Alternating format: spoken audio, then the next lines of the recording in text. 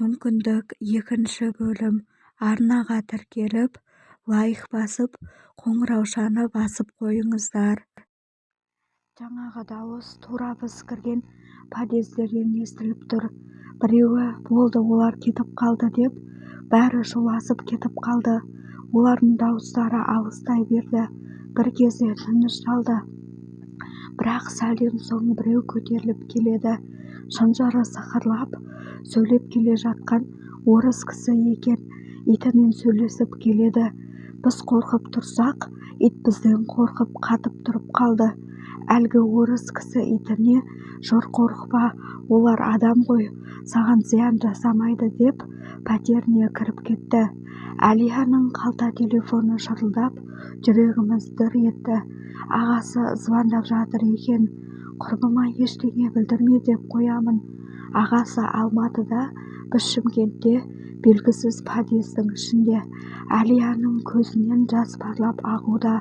Оған мен де қосылып жылап тұрмын. Сонымен телефонның шырылдағаны қойды.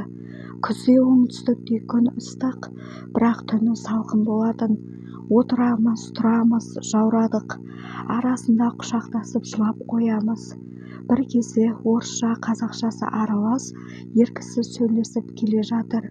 Екеуміз тұрып үлгермей қалдық. Ол кезде подъездердің жарықтары жоқ. Әлде сөндіріп қойған ба, әйтеуір қараңғы.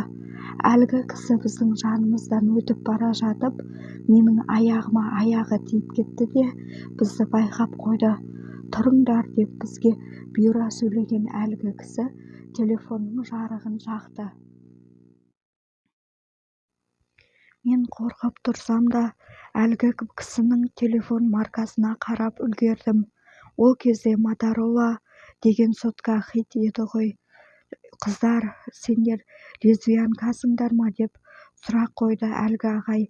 Құшақтасып тұрған біз бір-бірімізді жіберіп, хормен жоқ деп айттық.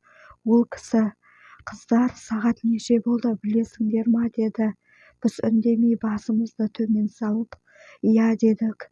Әп-әдемі жап-жас қызсыңдар, неге отырсыңдар бұл жерде деп тағы сұрақ қойды. Біз жөнімізді кезек-кезек түсіндірдік.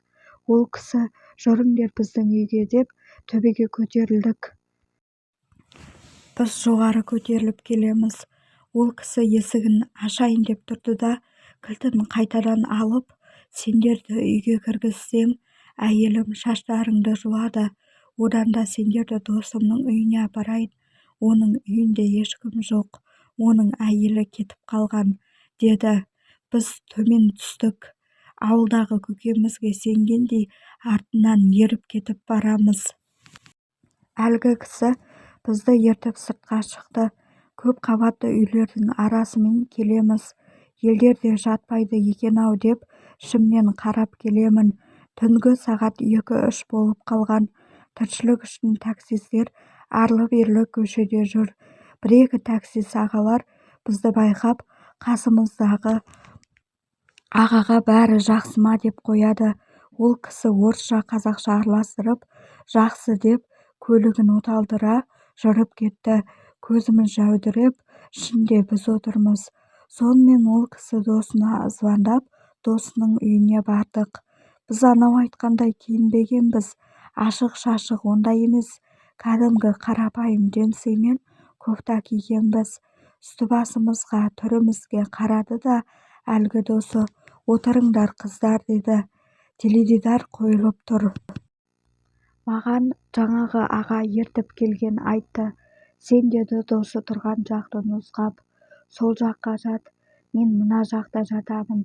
Ас үйді көрсетіп, Әлияның қолын ұстап. Ол да мен де айқайлап жібердік. Жаңа даланың жабайылары дегенге намыстанып едім. Сол жабайыларша шыңғырдым.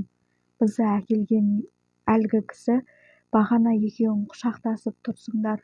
Содан сендерді лесбиянкалар десем, тағы да хормен жоқ деп жылап тұрмыз.